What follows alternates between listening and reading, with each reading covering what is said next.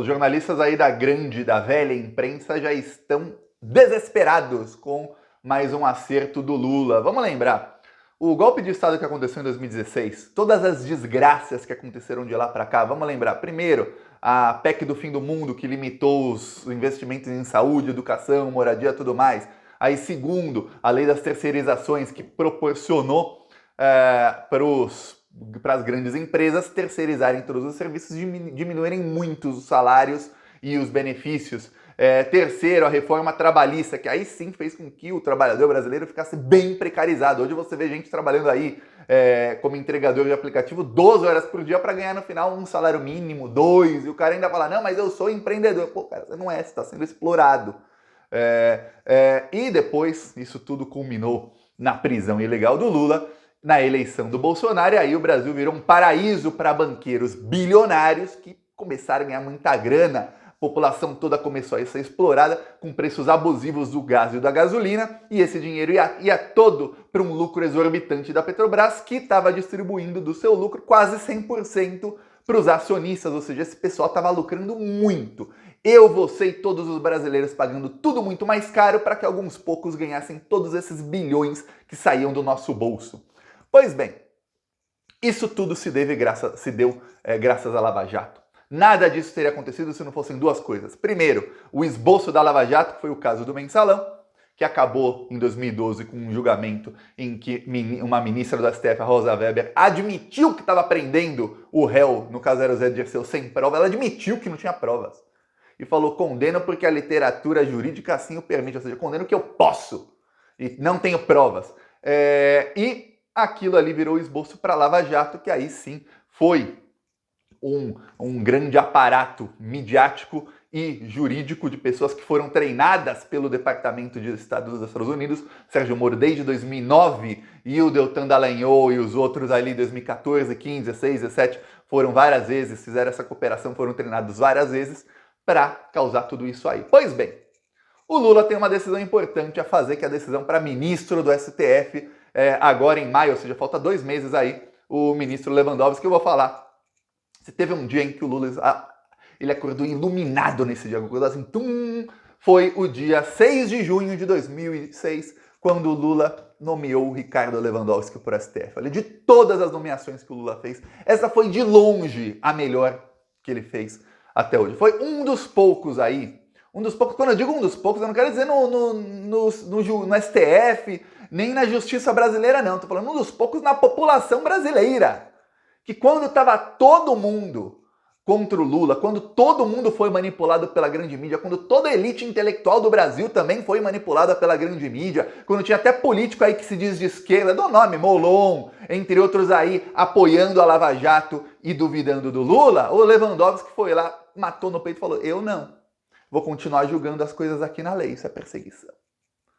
Um dos poucos. Lewandowski vai se aposentar e a grande mídia começou já a usar os seus ali infiltrados na esquerda para começarem a tentar minar a nomeação do Lula. Por quê? Porque a grande mídia sempre está pensando lá na frente. Eles sabem que a maioria das pessoas de esquerda, então isso é uma falta de estratégia que fez muita... Olha, no governo Lula, no governo Dilma, isso fez toda a diferença.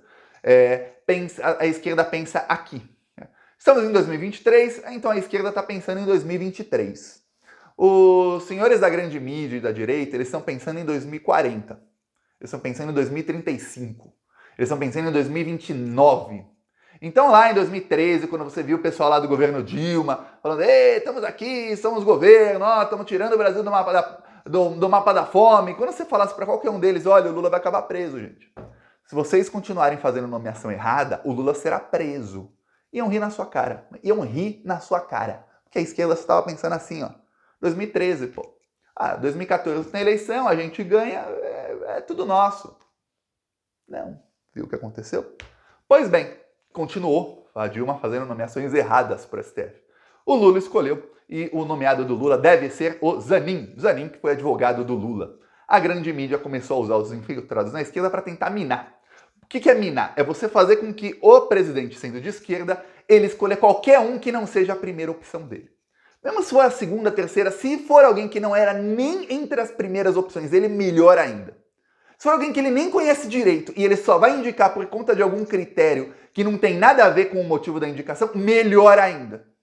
Então começaram já os setores da esquerda que sempre foram antipetistas, a gente do PCB, gente que não votou no Lula, gente que votou lá na candidata lá, ficou faltando 1% para o Lula ganhar no primeiro turno, esse pessoal aí que não votou no Lula. Começaram a falar, não, o Lula tem a obrigação de indicar para o STF uma ministra que seja uma mulher negra. Por quê? Porque o Zanin é homem e o Zanin é branco. Então não adianta ser um homem negro, tem que ser uma mulher e negra. Mas fala, peraí.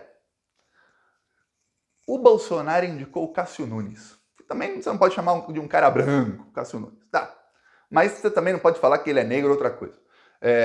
Indicou o André Mendonça, branco. Você não viu ninguém, absolutamente nenhum setor da sociedade cobrar do Bolsonaro que ele indicasse uma pessoa da etnia tal ou do gênero tal.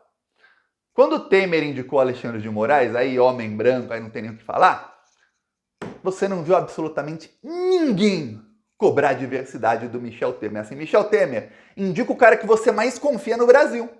Ah, é o senhor Alexandre de Moraes? Indique-o. E você não vê, eu dei Google, eu tentei achar um. Na esquerda também, eu tentei achar na esquerda, foi nem só na direita não, porque na direita sabia que ninguém tava nem aí. Eu queria achar, você acha que ia ter algum colunista da Folha, do Estadão, falando que o Temer tinha que indicar uma mulher negra? Jamais. Indica o que você quer, Temer. Você é um cara de direita, você tem que indicar gente da sua confiança de direita.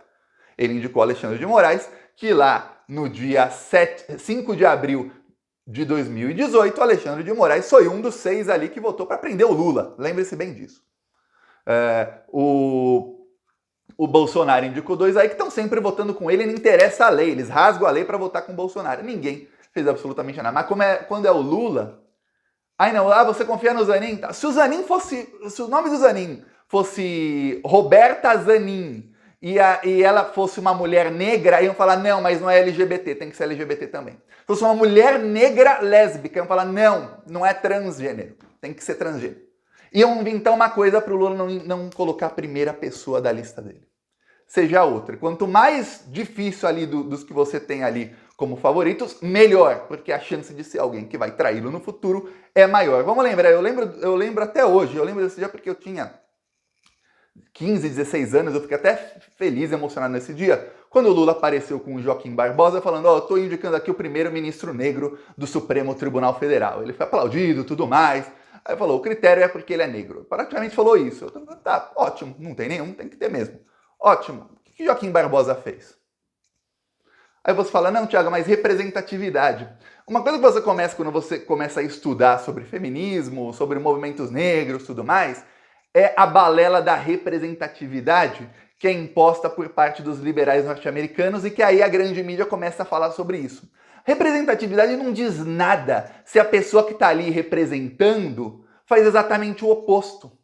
Eu vou te dar um exemplo. Se você tem uma mulher que é presidenta e essa mulher tem políticas contra as mulheres, o que adiantou? Que agora a opressora é uma mulher. Não mudou nada, ela continua oprimindo mulheres. Vou dar um exemplo, a Kamala Harris dos Estados Unidos. A Kamala Harris tem um discurso dela, que eu não encontrei a tradução para o português, eu queria ter encontrado, mas tem um discurso dela de uns 15 minutos em que ela defende a desocupação do Afeganistão. E aí uma das pessoas, não é um discurso, é uma entrevista, uma das repórteres fala, mas olha, o Talibã vai tomar o poder nesse lugar, porque vocês, vamos lembrar, tinha um governo ali, os Estados Unidos acabaram com o governo e deixaram o Talibã. Se vocês saírem, não tem mais governo, o Talibã vai fazer uma ditadura. O Talibã vai legalizar o estupro, vai impedir mulheres de estudar, vai impedir isso, isso e isso. E aí você vê, depois disso, uma resposta de uns 3, 4 minutos da Kamala Harris dizendo assim, tipo, danem-se as mulheres afegãs. Não é bom para nossa estratégia agora continuar ali no Afeganistão. Pô, mas vocês financiaram o Talibã, os americanos nos anos 90, vocês tiraram o governo que tinha ali, que era quem não deixava que eles tomassem o poder, aí vocês ocuparam o país, agora vocês vão deixar pro Talibã. E danem-se as mulheres. Aí você fala, qual a diferença de ser a Kamala Harris ou de ser o Obama? Ou de ser um outro qualquer ali fazendo aquele discurso? Nenhuma, é a pessoa que tem o poder de decisão, no caso o vice-presidente dos Estados Unidos, e fala, não, danem-se. O Joaquim Barbosa, ele foi o cara que ele convenceu, ele junto do Gurgel, outro indicado pelo Lula. Eles foram lá na Alemanha pegar uma teoria chamada teoria do domínio de fato para condenar o Zé Dirceu e alguns outros, no caso do Mensalão, que não tinha nada a ver com eles. O Mensalão não envolvia nem dinheiro público. É o que aconteceu. O Mensalão foi o esboço para eles que foi quando perceberam o seguinte: peraí, dá para condenar gente inocente, gente graúda, que fazia parte do atual governo, era um governo do PT, e o PT não fez nada contra isso. O PT, no caso, o governo, a Dilma não fez nada para proteger, para falar, ei, peraí, uma coisa é o cara cometer o crime, outra coisa é você rasgar a lei para prender o cara sem prova. Peraí, isso não, vocês estão passando dos limites aqui. Não teve nada contra isso. Pelo contrário, ficou uma distância ali do governo quanto a isso.